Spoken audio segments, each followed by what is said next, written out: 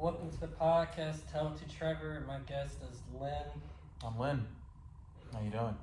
So what got you into wrestling? I'm just going to go right Is up. that how you're just going to jump right into it? Yeah. You're not going to give them like some kind of longer intro? You're just going to, hey, it's Lynn. That's what I do. See, but like you got to get them engaged. Now, that's probably my YouTube side coming out, Yeah. but I want to make sure like people are engaged at the start of my videos. Just, welcome back to my world, dudes. Exactly. Let me tell you what's going on. That's just my take on it. That's just my take on stuff. Like I need something catchy. That's how I mean. You see how I'm engaging with this? You see how this is making it go longer? Yeah. That's good. That's good for me. Let's see. How did I get into? Are we talking about wrestling in general or training? In general. Okay. So they know you're back. Yeah. So it was me and Dad and maybe my brother. No, by that time he was born. No, he was probably sleeping, most likely taking a nap. No. Oh, this is tough. No, I remember how I went down. I don't exactly remember how old I was. I feel like it was 3, but at 3 years old, I was definitely asleep by 9 o'clock. So I'll fast forward through a bit. Maybe it was when I was 6 or 7, but I always say 3 for some reason. So I was some age where I could potentially stay up past 8 or 9 o'clock. And one night, it was just me and Dad in the living room. My brother Jalen was probably there or probably in bed playing with toys or something. And because he was a really, really little kid at the time, because we're 2 years apart, so he was potentially in bed. Dad and me were in the living room. He was just flicking through the TV. I was just sitting there. I didn't have the remote. I didn't have control over what I wanted to watch, and I didn't really care what I watched.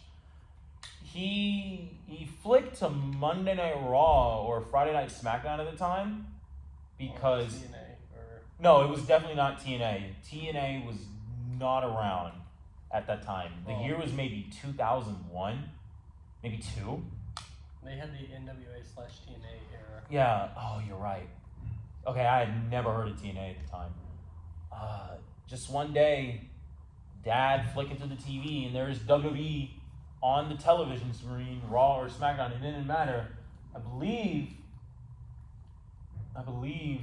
if I'm really guessing this right, I believe the year was maybe 2004 or 5. Chris Jericho was there. I don't remember the match. All I remember is him doing a lion salt. And my eyes were as big as a couple of quarters. Yeah. And I just kept watching it. I couldn't look away. And then when he went into commercial, I looked at Dad and said, I'm going to do this. He chuckled a bit. I ain't gonna lie. He laughed just a little bit. I'm pretty sure he thought I wasn't being serious. He probably thought I was saying it as a joke because I'm a child watching something that he put on. Yeah. So, but no, it was very intriguing to see these grown-ass, muscly men and women beat the crap out of each other, looking good while doing it, and just the attires they were wearing and the moves they did, the fireworks going off, the great catchy theme songs. I'm telling you, when I saw Victoria for the first time, damn, I didn't think Crazy could look so good. Seriously. Ron Simmons. Yeah, Ron Simmons, just... I think he did a segment one time with that. Ron Simmons is hilarious, man. Yes. Just his damn gets me every time. I don't care how long it takes him to say it or how long he's hesitating with it. He makes it work. He makes it work every time. I would hire him. I'd pay him $200 just to come here, say damn, and leave. I would too. It's $400 right there. No, not 400. I said 200. Oh, 2. No, us two together. Oh, yeah. He's getting his money's worth there. Yep. You say damn. All right, Ron, good. Get the fuck out of here and leave. Let me see. So, yeah, it was just, ever since then, just watching it nonstop. I've missed so many episodes of Raw and SmackDown because of my curfew at the time. Dad always set a timer on the TV. It would just turn off by itself. You look at me when I'm talking to you. I'm not looking there. Why are you looking over there? You should be looking over here. Like, you're the host of this podcast. You got to give your undivided attention to me. So that means That sounded I can so do whatever arrogant. I I'm want. so sorry. That sounded so arrogant. Pretend I never said that. Don't cut it out, but pretend I never said that. Well, I mean, he's a heel, so like. I'm not a heel. I'm We a don't good know yet. person. I'm a gentleman. Just watching it all over the place. TV would shut off, and if I turn it back on, Dad would get upset. For some goddamn reason, I would turn the TV down low, but he'd still be able to hear it for some reason. Like, just let me watch my wrestling. I'm gonna go to sleep eventually. Oh, having curfew on Mondays and Fridays. Don't know how you got one on Friday. Yeah. I don't know about Fridays, but there's still a lot of episodes I've missed, man. And I'm just using Peacock catch up, but yeah, Dad flicking through the TV, wrestling one time, never looked back. When growing up, who was your favorite wrestler of all time? Chris Jericho all the way. I know people have stories about Jericho and they say this or that on social media and dirt sheets. This whole thing with Kylie Ray and all that, but Jericho's the man. There's a lot of people that will say this guy is the GOAT, and this other person's the GOAT. I've never said Chris Jericho is the GOAT.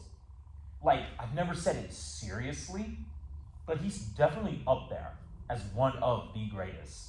The man makes everything work, and the lion salt and the charisma he had as I was watching him growing up, man. And the walls of Jericho and his triangle drop kick he does in the corner, man. It's so great.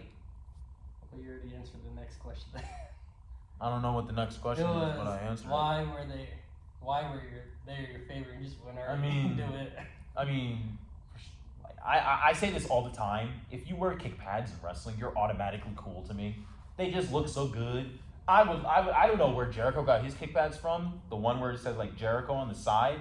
I want those.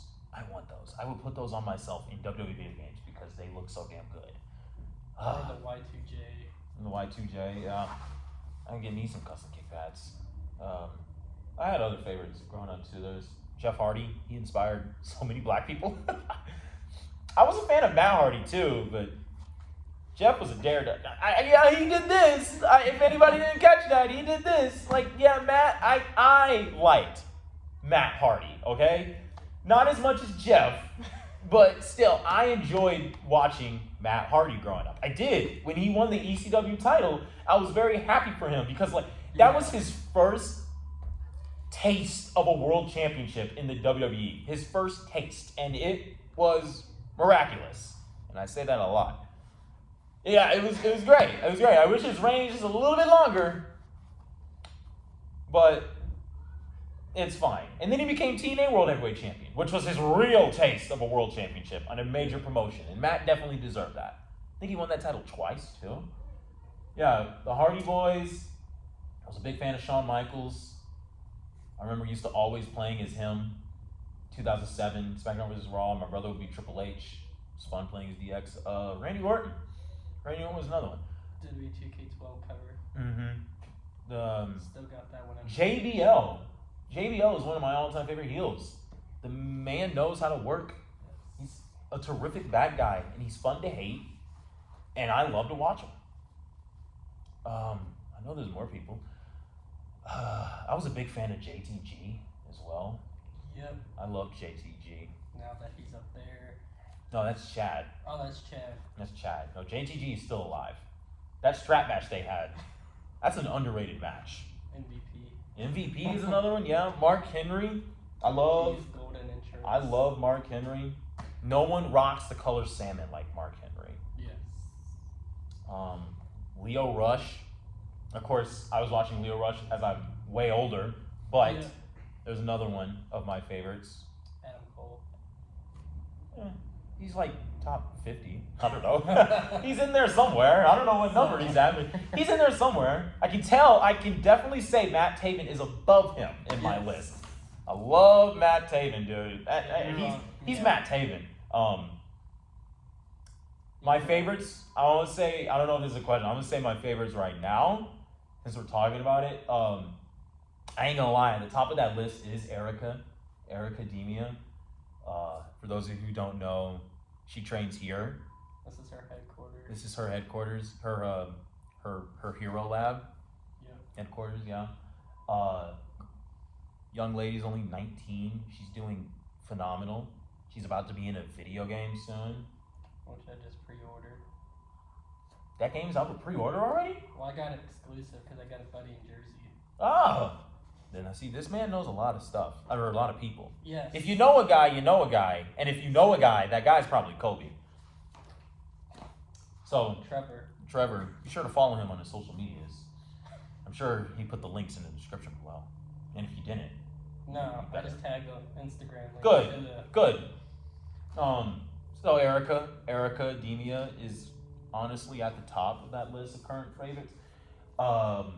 James Johnson's doing real well. Yes. Speaking of, he trained here too. He trained here as well. He was the first graduate.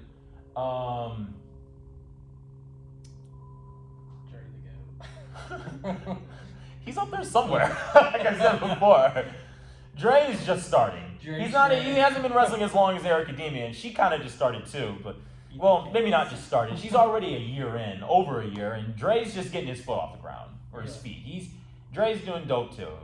When the last time I talked to Dre's had like maybe no more than 10 matches under his belt so far. I don't know if that's the exact number, but he knows how to get the crowd up there. He knows how to get them to pop. DPJ, Dennis, another person that trained here. Dennis's style is intriguing. It's very, very fun to watch Dennis work. And he's like a older brother or something. No. As a wrestler, Dennis kind of reminds me of, I don't know if you would like this or not, Dennis, if you're watching. I say this as a compliment, I swear. Dennis is like Karrion Kross during his time in NXT. Not on the main roster, on NXT. Karrion Kross on NXT was a monster. He was mowing true people. Not mowing. He was taking people out left and right.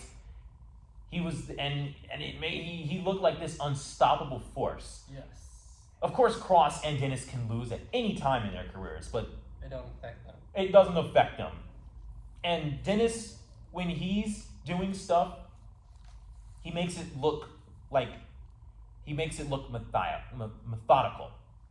It's like watching a villain at work in a movie. Yeah. Like the first Spider-Man movie with Tobey Maguire. That scene where Green Goblin was just beating the shit out of Peter in that abandoned building. Yes. If you take that's Dennis to me, just slower. That's Dennis. Dennis taking his time with his strikes, hitting people when they need to be hit, sort of just stalking them. That's Dennis. A hint of Green Goblin and Karrion Kross put together. And in my opinion, Dennis is going to go far. And if I had to pick somebody to end D'Angelo's Mid-Carolina title reign, one of them is definitely Dennis. So Dennis, if you're watching, I'm hyping you up because I believe in you. There's a lot of other people up there as my favorites right now. I had someone else in mind, but I don't know what he's doing. I don't even know if he's still wrestling. But he used to train here, another guy. He was another one of my favorites. I don't know if he's still wrestling now. I can't even talk to him. Doesn't respond to anything, but I hope he's doing okay.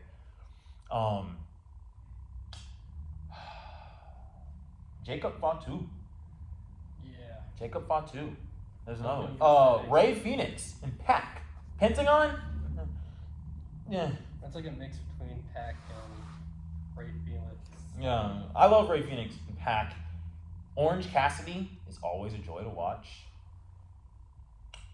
Bobby Lashley has evolved. Impact. Oh yeah, he has evolved since leaving WWE the first time.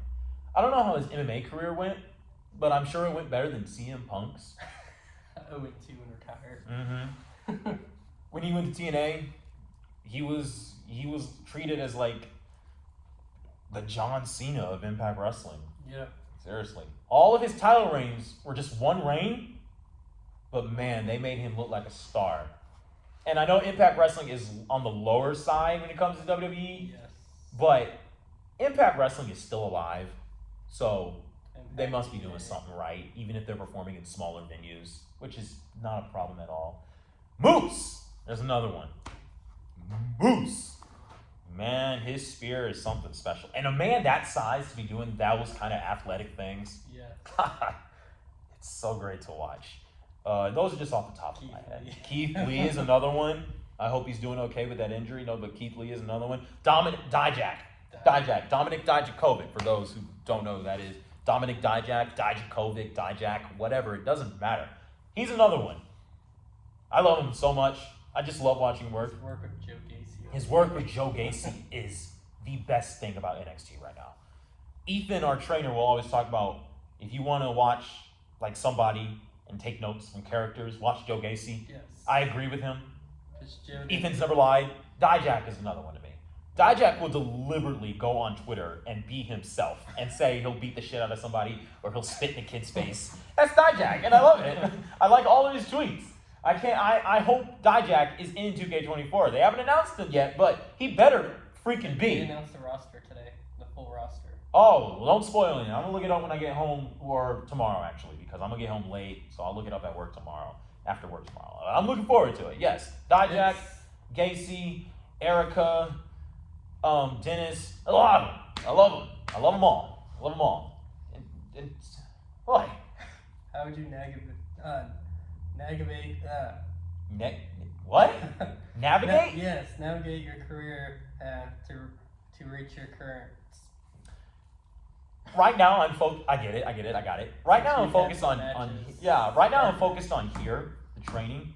I could go on and on about like my dream matches, or what type of matches I want to have, or the plans I have for my career. I will say that I plan on showing up in light up clothes. That's it. Sure, yeah, I don't understand. That's like a Naomi thing.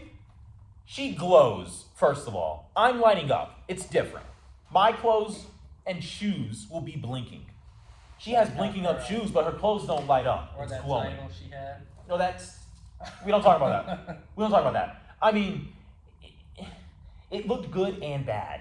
Her custom SmackDown Women's title. First of all, when she did it on Total, when she took it in there, fucking WWE called her up saying she wasn't allowed to do that. She should have consulted with them first before doing it. She just sent in the title. Almost got her ass in trouble. It was just too bright. A little too bright. No, I'm focused on the training. The way I'm going to navigate my career is simple. I go where I need to go, and I do my thing. If it's a bad show, that's on me. Maybe, yeah. More than likely, yeah. If it's a bad show, it's a bad show. I don't complain about it. I'll say something about it for like a second, and I move on. Because as Raylan taught me all the time, tells me every time, have the memory of a goldfish. Yes. You remember it, and then you forget about it a second later. You should just make that like a merchandise. Yes. As much as he talks about it in my class. Oh, absolutely. I'll buy that. My career, God is going to take me where I need to go. That's my take on that. Wherever he wants me to go, wherever he wants me to perform, I will take it under stride and be like, okay, let's do it. If he wants me to jump off a ladder through the table and miss my opponent, then that's what he has planned. Hell yeah. As long as I get back up and get to do it the next day, fuck yeah. Let's do it again. But that's where I am right now with my career. Focused on the training, and when it's time, then we'll talk about it more. Yeah. How might external factors such as global events or economic shifts impact your future in wrestling? In terms of global events, I will admit I did get scared when the pandemic started, because while I wasn't anywhere close to starting my training, because I was in college when the pandemic started. And to be more precise, I was in Tennessee at WKU, and we had to switch to online, like many other schools around the world. I didn't find the Palmetto Wrestling Academy until my senior year in college. I just one day looked up wrestling schools in South Carolina, and PWA popped up, thank God. And the pandemic was kind of still going on. The thought of the pandemic or some global event stopping me from training has crossed my mind a handful of times. Yeah. But you just pray and hope for the best. And look at us now. We're training. Yeah. The pandemic has stopped. While the coronavirus is still a thing in this world, it's being handled very well. I'm vaccinated. I'm healthy. I get to go outside. I don't have to wear a mask when I enter buildings, unless I'm sick. Even then, I probably still won't do it. But if I need to, I will. If I'm sick and it's a training day, staying home. I'm not getting anybody sick. But in terms of like economics, I'm not gonna lie, I kind of don't have an answer for that because I'm not good on economics, dude. Neither am I. I got a major in general studies, and economics is not part of that. So, I mean, you know what they say, when we cross that bridge, we'll get there. Yeah. We'll get there when we cross that bridge. Where do you see yourself in the industry in the next 5 to 10 years? 5 to 10 years, I can say with at least 90% of myself will still be on the indies. I can say I'll still be on the indies within 5 to 6 years.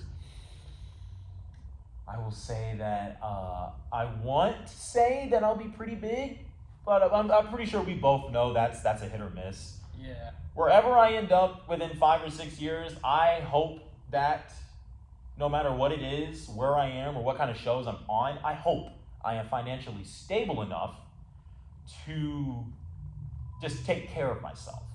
And maybe have a dog. What breed? Huh? What breed of a dog? I personally would Prefer love, dog. my two favorites are Beagle Puppy and Golden Retriever. Okay. I wouldn't mind a German Shepherd as well. And that's only because of a game, Sims Free Play, an app. They give you a dog for free as part of like objectives. They gave me a German Shepherd. I named it Axel. After the game named the dog for me, I was like, "What's your name?" It's my last name. It's like, "What? We're not naming you that. We're not naming you Peaches." So, but Golden Retriever or Beagle Puppy will be pretty cool. Golden Retrievers are so gentle and kind, and Beagle Puppies are easy to train according to a book. German Shepherds, they'll keep you safe. And people always talk about like German Shepherds or Pit Bulls or Rottweilers are like dangerous dogs just by appearance. It just depends on the owner. Yeah, it just really depends on the owner. If I get a German Shepherd, right? Someone tries to rob me or get on me, my German Shepherd is there and they get scared just by the sight of my gentle ass dog. Yeah. Hell yeah. Sign me up for owning a German Shepherd. I'm gonna name it Axel or Pip or Arcanine or Growlithe after the Pokemon. Since you're a big Pokemon fan. Favorites? See how you're going? You see how we're following up with this Yeah. stuff? Love it. That's a podcast host. My two all-time favorite Pokemon, Arcanine and Growlithe. Arcanine is this big Chinese, quote-unquote, legendary dog. In the Pokedex, it's Arcanine, the legendary Pokemon. It was supposed to be a legendary. I don't care. I love Arcanine. Every time it shows up, I light up. My eyes just glim. And Raichu.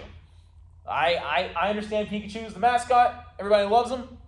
But Raichu's where it's at. It's called Pikachu Needs to Grow Up. Pikachu needs to grow up. Except for Ash's Pikachu. That Pikachu's never going to evolve. That's fine. That's fine. It would be tragic if just out of nowhere they decided to evolve that little mouse. Well, it's kind of hard to now since the show's over. Yeah. Well, Ash's journey is over. At least from our eyes of watching him. Ash's journey is over. Now we're going all the way to the Paldea region, which is based off of Spain. Maybe Ash will show up. Maybe. I'd love to go to that region. Sign me up for that little cat Pokemon. Spirigatigo. I think that's what it's called. I think that's how you say it. Raichu and Arcanine are my two all-time favorites. Others include Charizard. I know that's a typical choice, but I love Charizard. I love the fact that it's a fire flying and it can learn dragon type moves. Yeah. People keep thinking it's a dragon for some unknown reason. They even put that as a little thing in black and white. Fucking Charizard shows up in front of Ash, and one of his friends, Iris, immediately thinks it's a dragon type. And Ash pulls out his Pokédex, right, and gets this sophisticated look on his face, like, bitch, I told you. It's hilarious. You can just use dragon type moves. Noivern, I don't know if any of you know what that is. That's an actual dragon type from the Kalos region. This big dragon with these ears that look like speakers. Look like a scarf around his neck too. That's just his tongue though, I think. No, the ears. All ears. You're talking about Greninja. Greninja's another one. I have a soft spot for Goomy. Goomy. It's this big fat slug looking thing. Like Machette? No. It looks like the second form of it looks like a snail, right? The first form, Goomy, it's honestly it's like this big sphere of goo with antenna. That's basically it. It looks like goo with 2 antennas. And I have a soft spot for it because it's just so cute. And it's a dragon type. Yeah, just look up Goomy on your spare time. You'll know what it looks like, and you'll probably have a soft spot for it too. Sylveon and Flareon, those are my 2 favorite out of the Eevee forms. I have a soft spot for Sylveon because when I first saw it, it was just fun to use in Pokemon. It's got some good stats. And the way you get an Eevee to evolve into a Sylveon is precious, and the Pokedex entry for it is even more precious. I had more. Helioisk. There's another one. Looks like this little gecko or salamander or something, or I don't know. There's a lot. I love it. I love Pokemon. Been watching it since I was in kindergarten, man. Yeah. I can rap the entire original Poke Rap. You may think that's like a nerd thing to do, but that's fine. You weren't born in the 2000 era. Exactly. I was born in 97, so, and all the Pokemon I watched, there's no way I'm not going to learn how to rap that thing. I grew up watching it. Mm-hmm. You show me a picture of a Pokemon, and like 9 times out of 10, I'll know what it is, I'll know what type it is, and like 7 times out of 10, I can tell you an exact Pokedex entry. I won't know the number of the Pokemon, but you show me a picture of it, I will more than likely know what it is, or what the name of it is, what type it is, what region it comes from, and a little bit of information about it. It's called, if you ever see him, just bring him Pokemon cards. Yeah, just bring me some Pokemon cards. I still have my old ones. I'm down to collect more. I just stopped one day. I see all these Pokemon card commercials every time I see them. I'm like, God, man, I might want to buy some.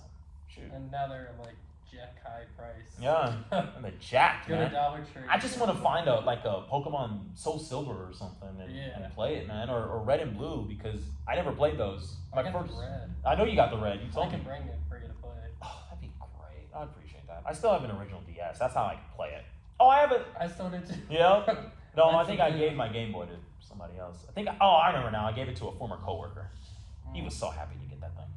I remember my first Pokemon game where you could take like 6 Pokemon on a journey. Yeah. It was white version. Okay. Because before that, it was just mystery dungeons all over the place. Yeah. And playing someone else's game on their journey that they already completed and done everything in. I was like, oh, this is cool.